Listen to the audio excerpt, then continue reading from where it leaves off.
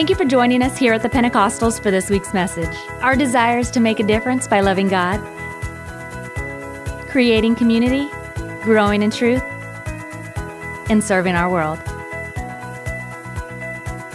If God has blessed you through this ministry, we want to encourage you to share it with someone and even consider partnering with us to help POR continue delivering God's Word all around the world. Check out our website, porva.org, to discover more about us and our ministries. Thanks again for joining us, and we hope you enjoyed today's message.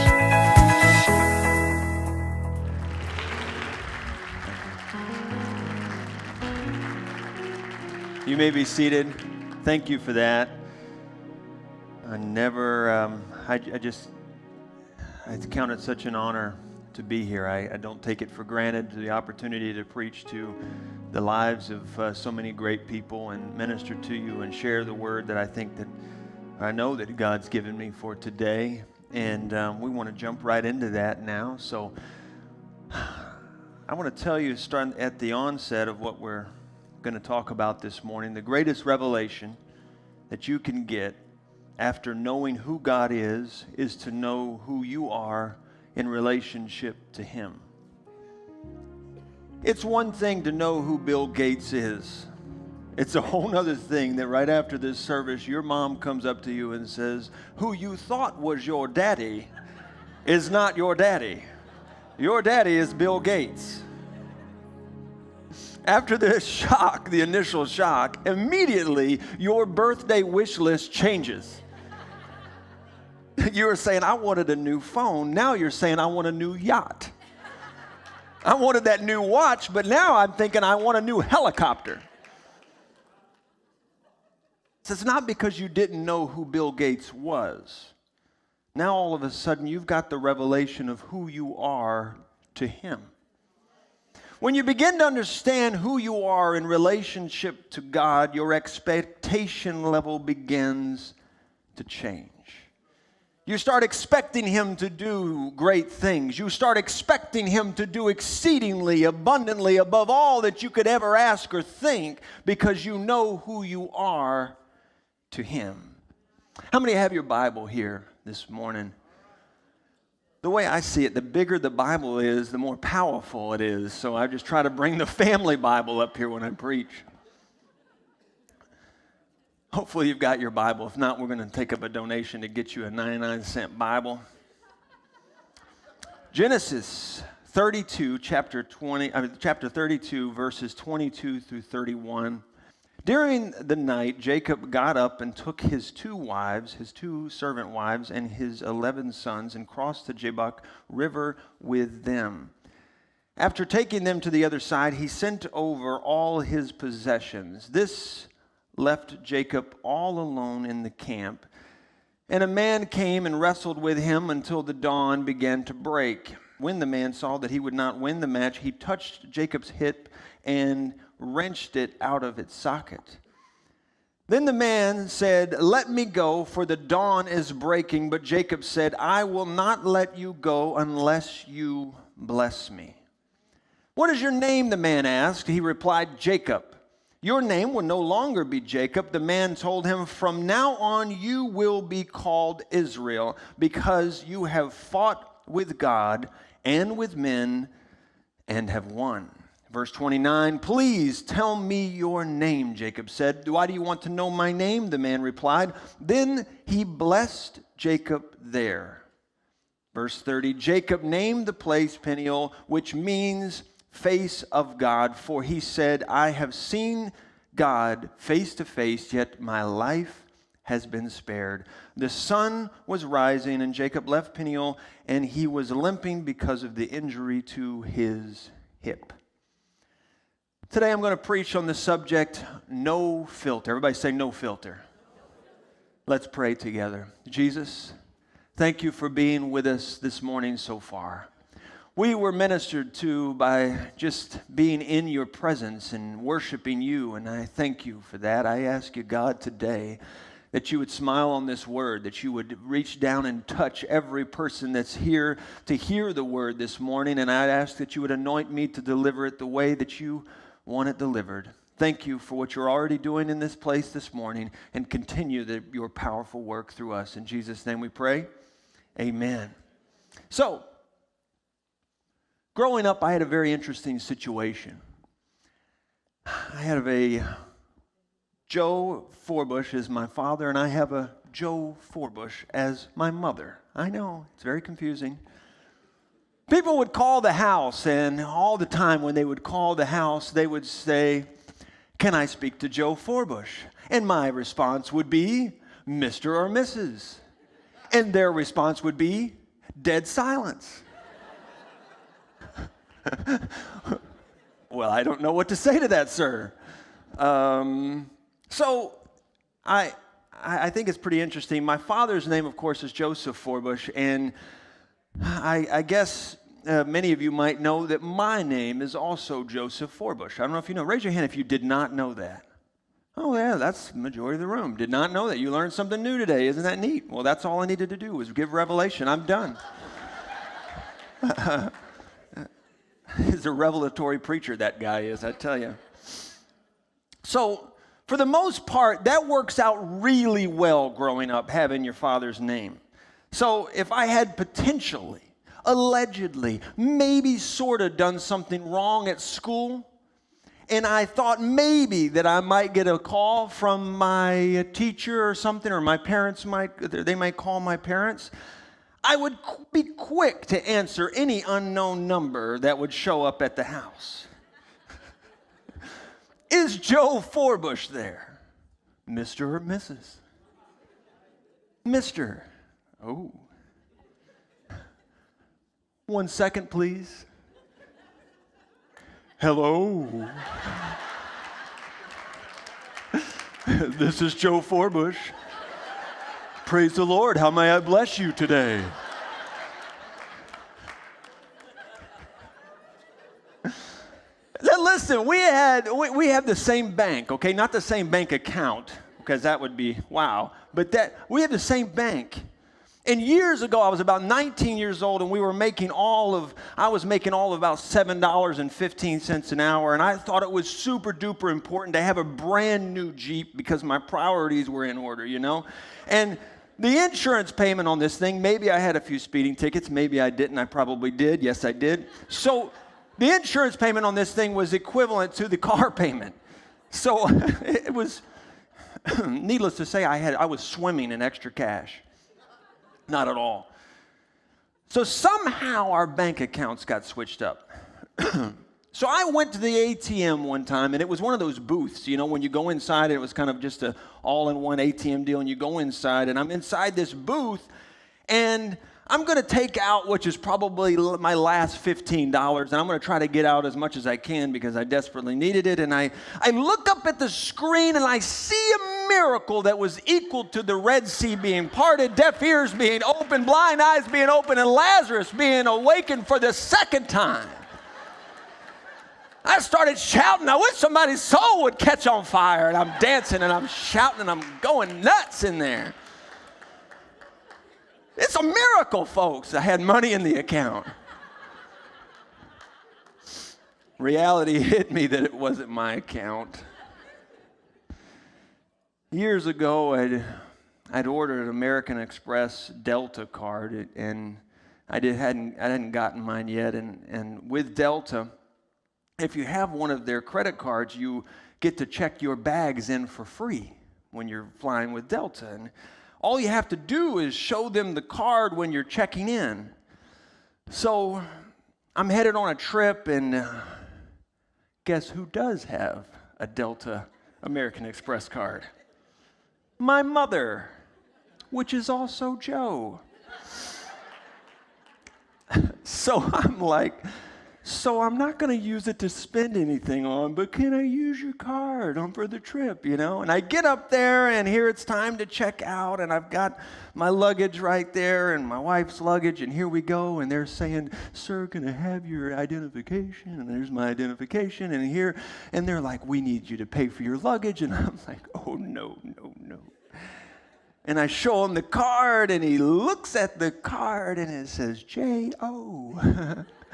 And he looks at my name and it's Joseph, and he's thinking to himself, I'm sure. He's looking at me, looking at the card, looking at my identification, looks at me again. That's an awfully feminine way to spell your name, sir. Well, I ended up getting my luggage for free.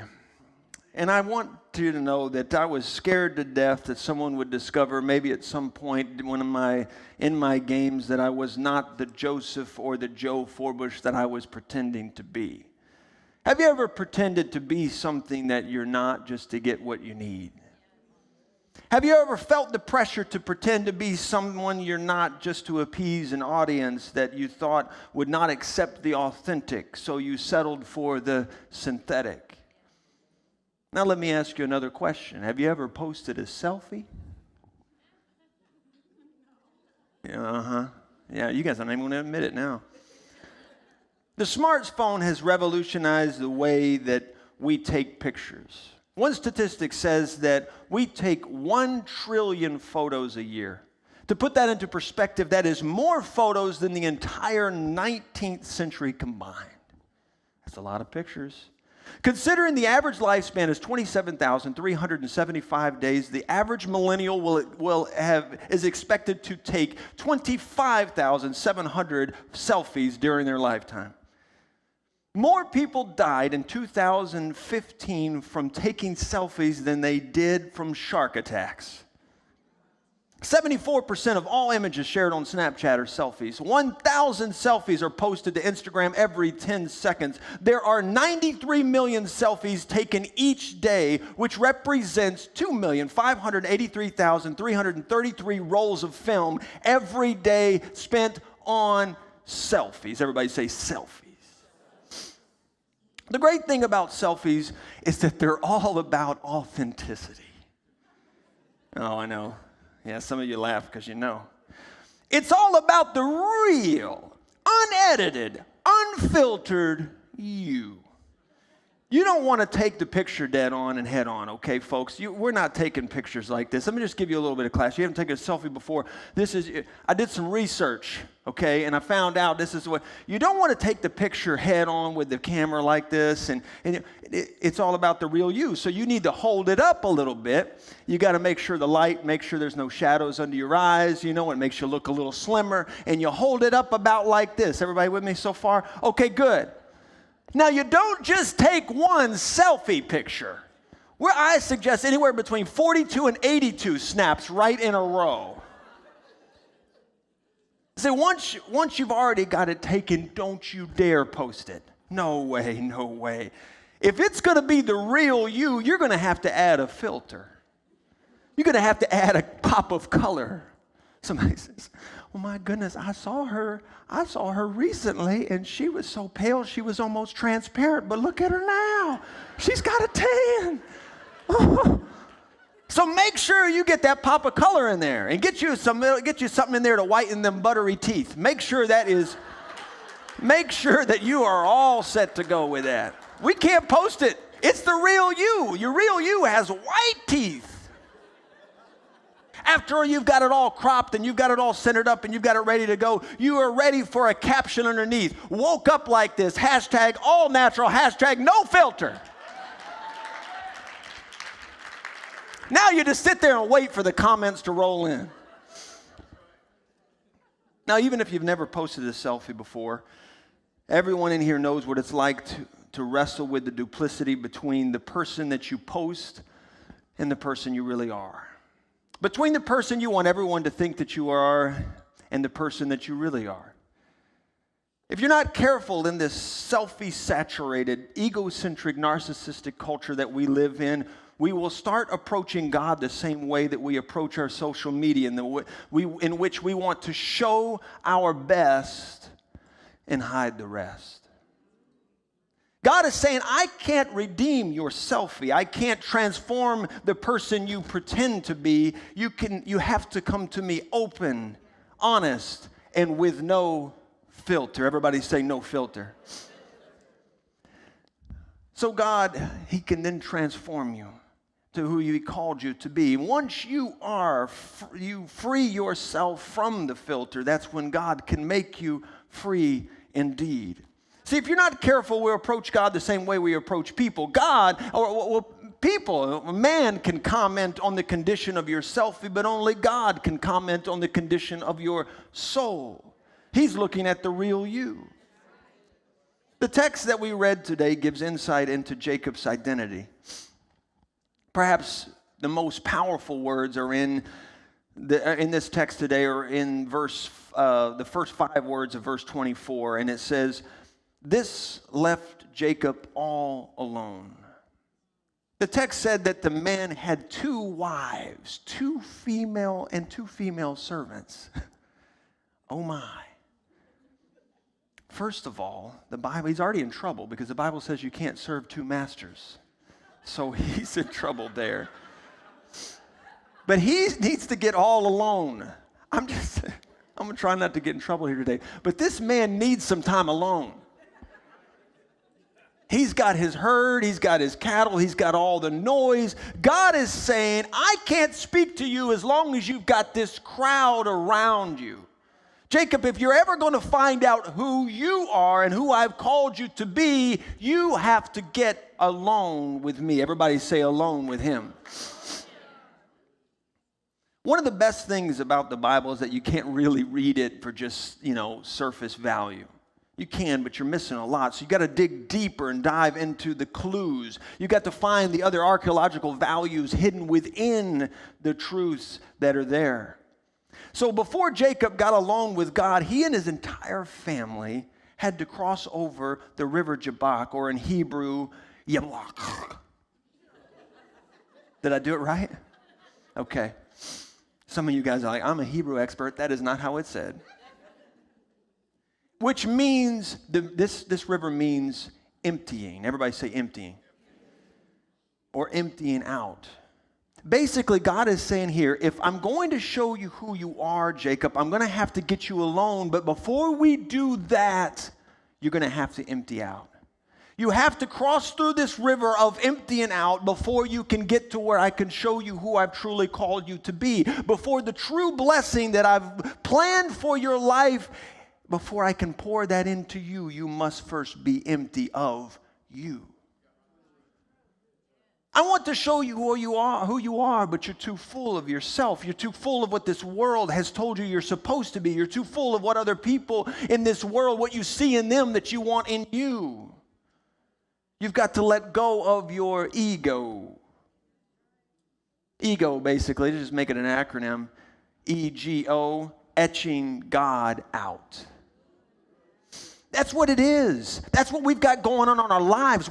We find ourselves continually pushing God out of our lives because we think we know what's best for us by seeing what's good in other people. And we go around and we think that we're going to cherry pick out of their lives. I'd like a little bit of that in my life. I like a little bit of that. I want a little bit of this. I want a little bit of that. And we find ourselves comparing ourselves amongst ourselves.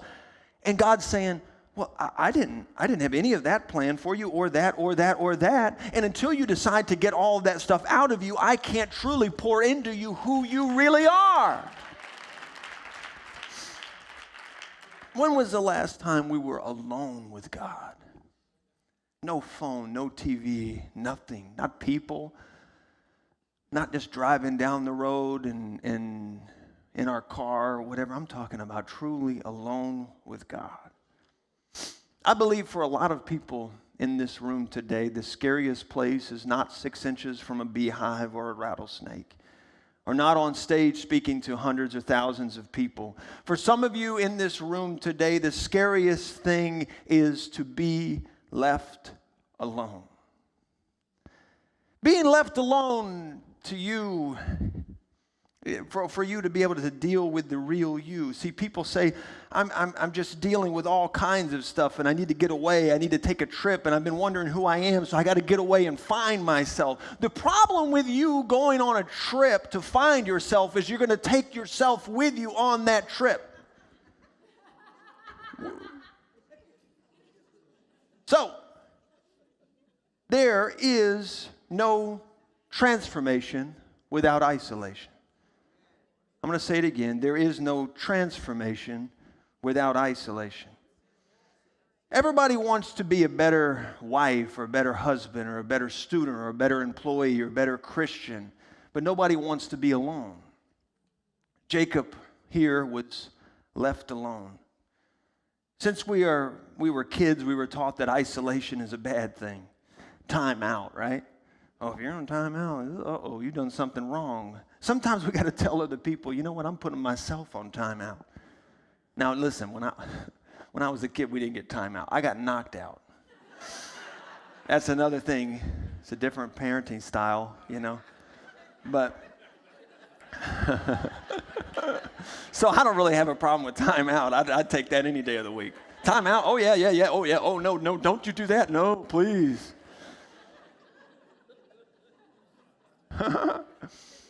Moving on. The best way to have time out, or the best time, is first thing in the morning, before the craziness, before all the life starts, before all the voices start. The first thing in the morning, saying, God, I'm hitting the pause button on the rest of life, and I'm getting alone with you. First thing in the morning, say, God, speak to me and show me who you created me to be today. Today. My prayer in the morning is I ask God, I say, God, I want an anointing for today.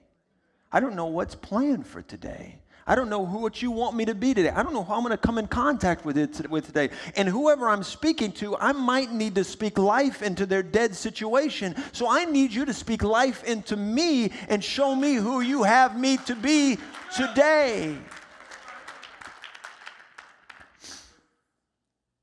The space between who you are and who God has called you to be will only be bridged by the time you take to be alone with Him. I'm going to say it again. The space between who you are and who God has called you to be will only be bridged by the time you take to be alone with Him. Have you ever had a major surgery or ever been on that surgeon's table there? And you want everybody there for support, right? I mean, I'm telling you, you want to try to get everybody in there, just to be there for support. That's a really good thing. But when it comes time for the surgery to start, they're not going to have your mom in there, your pastor in there, your second cousin, and they bring their new girlfriend with the weird hair. They're not going to have any of that stuff in there. When it comes time for the surgery, it's going to be you and the surgeon. Listen, they don't want your mom in there. I was thinking about this week. I'm thinking, man, what if there's surgery? I could see moms in there, and they're like, surgeon's about to go in, got their mask on, they're about to go in, and mom's over there like, reaching for her purse. Hold on. Did you wash your hands? They get some hand sanitizer. Ma'am, I have gloves on. Give me them gloves. Washing them up. He's like, okay, you going back in for another one? I wouldn't do that. I definitely wouldn't do that. He's like, ma'am, I've done 1,200 of these surgeries. Let me tell you something, son. Did you have that person inside of you for 9 months? I certainly did. I know I wouldn't do that. But go right ahead. Don't let me get in your way. Go right ahead, honey, go right ahead. I know you're a professional. When it comes time for a surgery, it's going to be you and the surgeon. God's saying, I am the sovereign surgeon. I don't need anybody else in here to help me. Let me show you how I can extract the things from your life that are contrary to the plan that I have for you. God is saying, I don't need other people to show you who you are. If you will spend time with me, I can help you with that identity. Sure, we need other people in our lives. Sure, we need preachers. We have to have it. The Bible says that we can't be saved without a preacher. Sure, we have to have community. But God is saying, I want the time alone with you to cultivate who you really are and show you who you are in me. Jacob never seemed to have a moment alone. From the time he was in the womb, somebody was always there. See, Jacob was a twin. The Bible doesn't just tell us about Jacob's life. It backs up and shows us a panoramic view of his whole family. This family was dysfunctional and cray-cray. Okay. They're probably not quite Jerry Springer, status, but they've got some dysfunction going on, okay? And I'm looking at that, and I'm studying this, and I want to take a moment here to say that this is a reminder that you don't have to be perfect to come to God. He can still use you in your brokenness. He can still use you in whatever situation that you're in. He can still use you if you've got more issues than Kleenex has tissues. And that's a lot. And by the way, I Googled that to make sure it was original, and it is original, and I'm trademarking it. More issues than Kleenex has tissues. Jacob's grandfather was Abraham, Father Abraham. You know the song Father Abraham? That's Jacob's grandfather. His father was Isaac and his mother was Rebekah. So Rachel is Jacob's wife and she was barren. Everybody say barren. One day she was so desperate when she went to her husband and she said basically, give me a child or I'm going to die. And he's like, all right, okay, let's talk to God. So God hears it, hears her cry, and she went from being barren to being pregnant with twins. I think that's what's amazing about God. It goes from nothing into a double blessing. Now, let me stop and say something for a second here. It doesn't have to incrementally get better for you. It doesn't have to be small little baby steps for all of a sudden God's like, hold on, give me some time, I'll get there. No, he says, I can take you from nothing to a double blessing just like that. I want to spend some time there.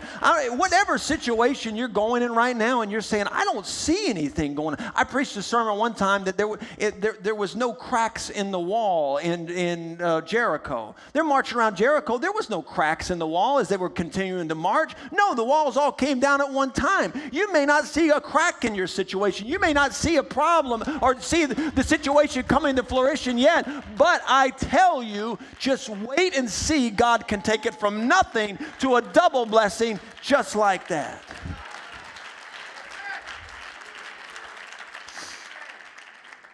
Now, the same woman that was desperate for a child finds herself asking God, what have you done to me?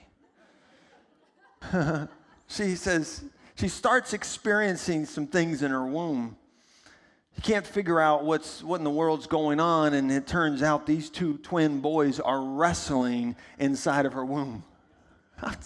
I'd like to see the sonogram of that, by the way, I mean, seriously, they're in there, and she's like, what is going on? Now, I find it interesting that Jacob's spiritual birth started with a fight, and Jacob's natural birth started with a fight. See, it's not an easy thing for you to step into what God has called you to do and who he's called you to be. When you step out of your filter and when you try stepping into your calling, it's going to be a fight.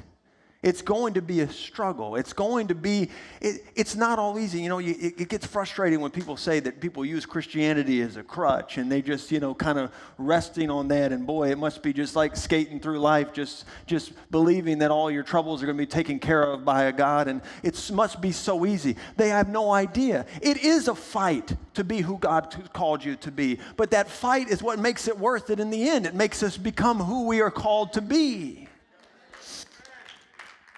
So two babies are wrestling in the womb, and all of a sudden, it gets to her delivery date. And as a nurse is about ready to deliver baby number 1, Esau, the Bible says Jacob, baby number 2, is inside of the womb holding on to the heel of his twin brother Esau. Jacob is trying to pull Esau back into the womb, and Jacob is so smart that even at this early age, before he's even born, he realizes if you're not first, you're last. So he's pulling on the heel of his brother, and he's tugging on it, and he's trying to get him back in. Is it just me, or does that feel like that might be the same position as being able to take a selfie? Is pulling on that heel. See, Jacob had a predisposition of saying, not him, but me first. At that point in time, being firstborn or born first was a big deal. The father did not distribute the inheritance equally. The firstborn got more stuff. Everybody say stuff. Isn't that what we do today? We think if we're first, we'll get more stuff. If the more stuff we have, the better chance we are about finding out who we really are and finding ourselves, and we'll be truly happy when we have more stuff.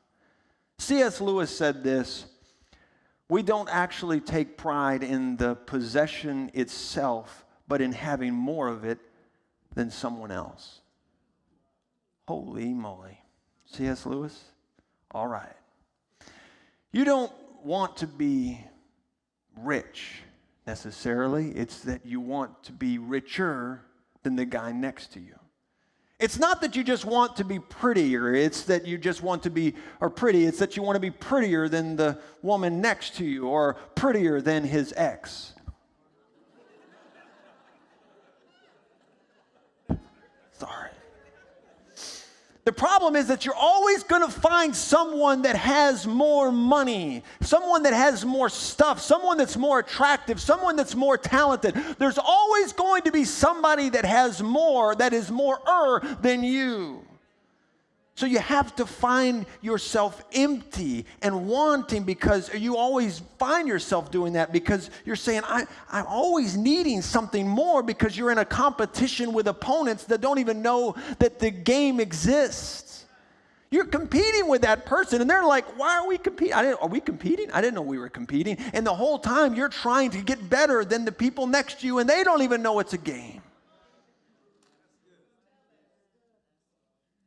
Jacob is predisposed to say, look at me, everybody. You would be shocked at what people would do just to say, look at me, everybody. Now let's look at that as an acronym. Then we'll put it on the screen there for you. Look at me, everybody. That's pretty lame.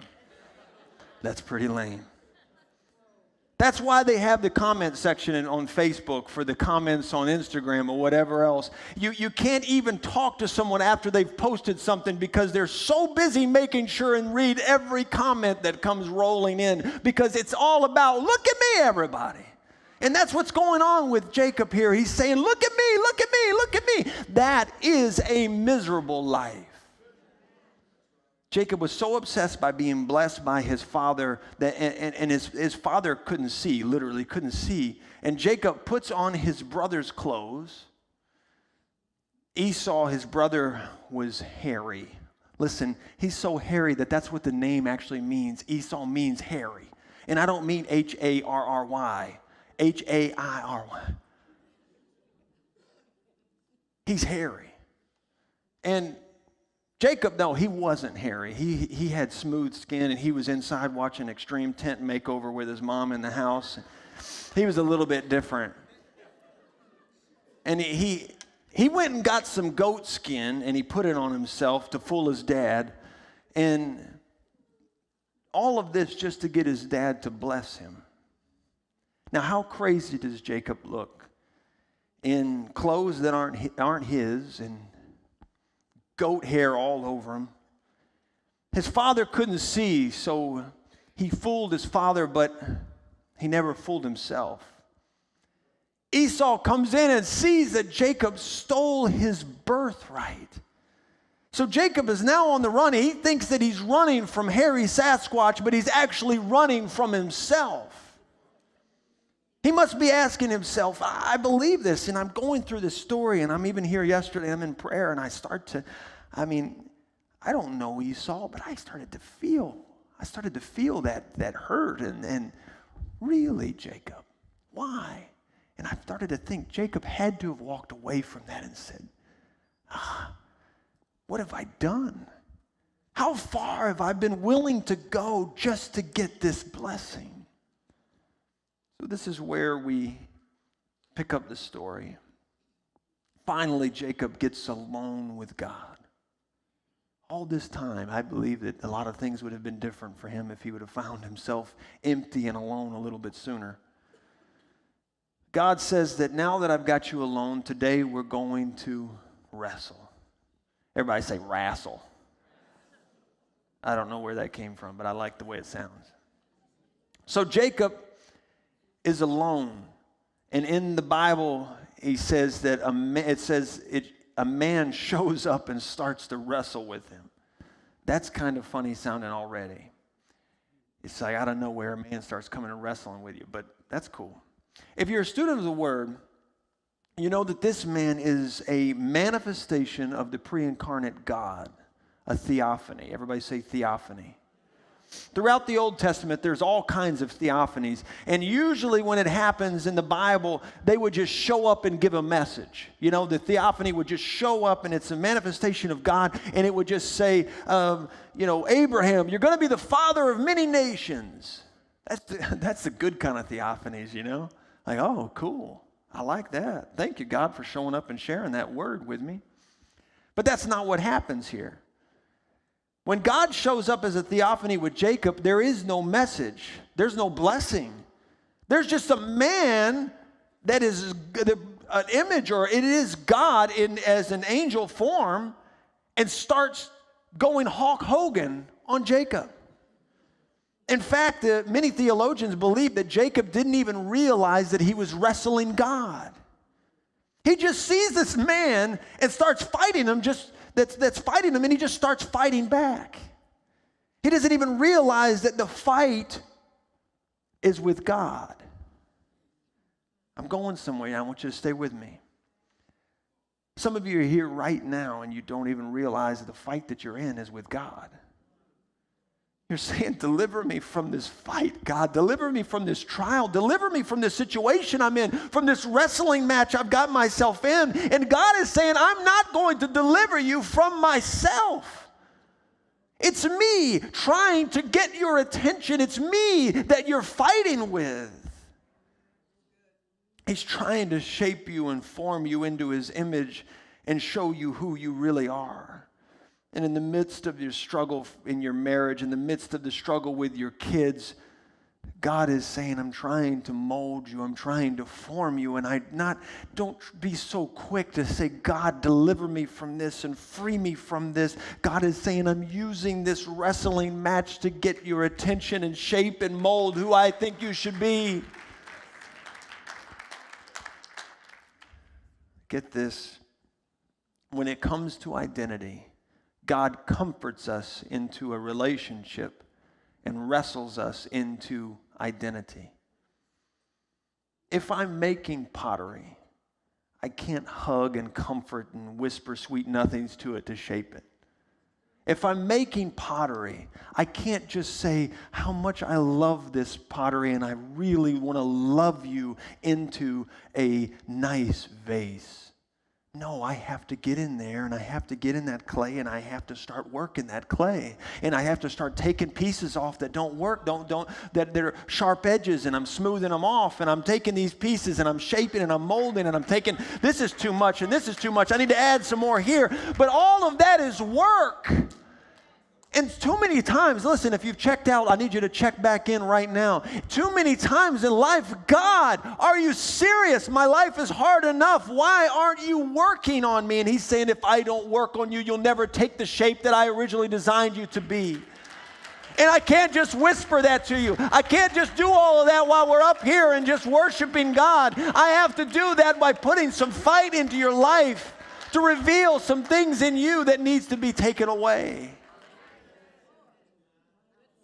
Began to pray, and I was crying this week, and I'm saying, God, I don't know how to convey this message the best way that I can to these people here, but so many have been fighting for so long, and you're saying, God, I've been praying against the devil in this situation, and many times it is the devil.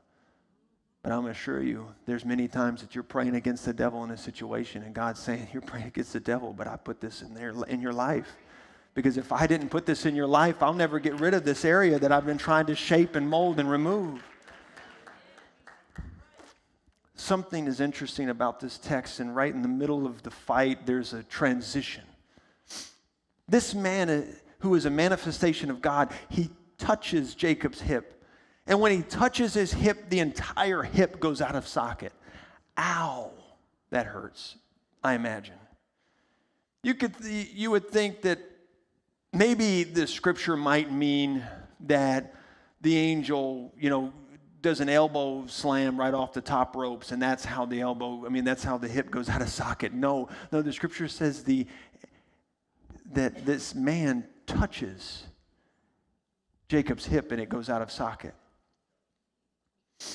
The only one that I know that can touch your hip to make it go out of socket is the one that created that hip. I ask you if you'd please stand with me. Stay with me for a few more moments, because this is why I've led all of that up to get to where I am now. I used to wrestle with my dad when I was growing up. Anybody here wrestle with your father, or wrestle with somebody kind of growing up there? I wrestled with my dad growing up, and he was much bigger than me, of course, at the time. And we would really be getting into it and really going, and he'd let me win a little bit here and there or whatever. And it would really, especially when I got bigger and I thought I was really strong, boy, I'd really have a few moments where I'm thinking I might have the best. I might get the best of them right here, and I'm really doing good. But there was always this moment in there, especially towards the end, that he would let me know who is boss. And he'd wrap me up just enough to where I thought I was tough stuff. And he would be the one to say, listen, I brought you into this world, not going to be the one to take you out.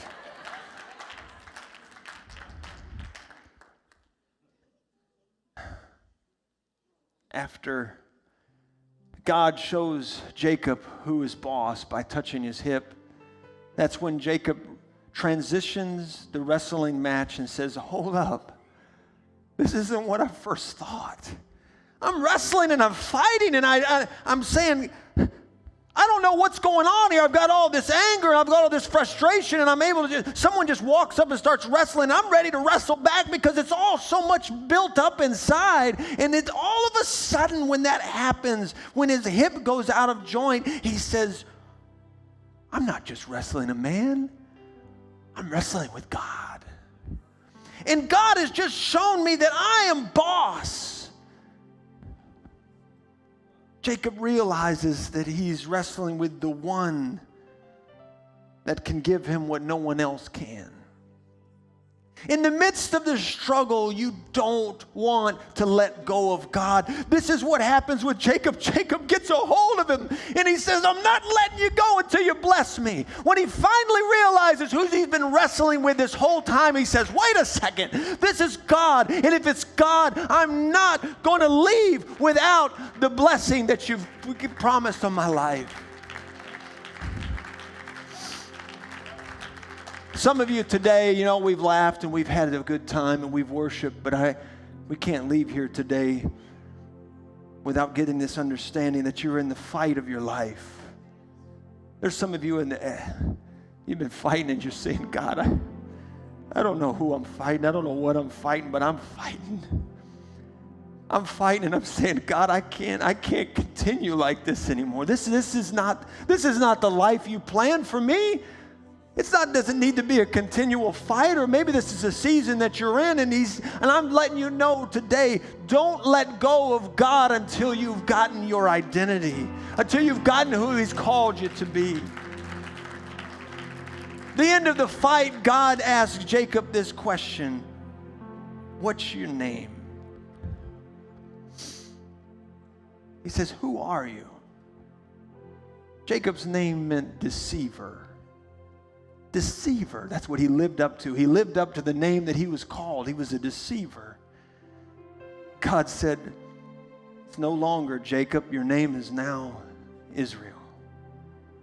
He went from trickster to triumphant one, simply because he said, God, this is the real me. No filter, no frills, this is me.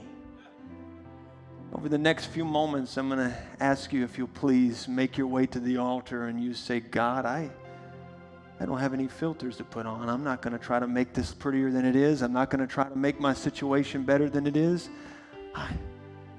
Here I am. If this is you today, if you say, God, I'm ready for the blessing, I'm ready to know who I am. I'm ready to know who you are. I'm ready to know my true relationship to you, who I am to you. Please join me at this altar. And I want you to find yourself saying, God, this is me. This is me. This is me. This is me. This is me. The real me. Take me, God, every part of me. The ugly part, the stuff that I don't want anybody else to see. Take the stuff, God, that I've been trying to hide. This is me. I'm holding on, God, and I need you to bless me. I recognize, God, that I might have been fighting you this whole time. Take me, use me, shape me, mold me. I surrender myself to you. I surrender my thoughts to you, my heart to you, my hidden places to you. On behalf of Pastor Joe Forbush and the Pentecostals of Richmond, thanks again for spending time with us today. God bless.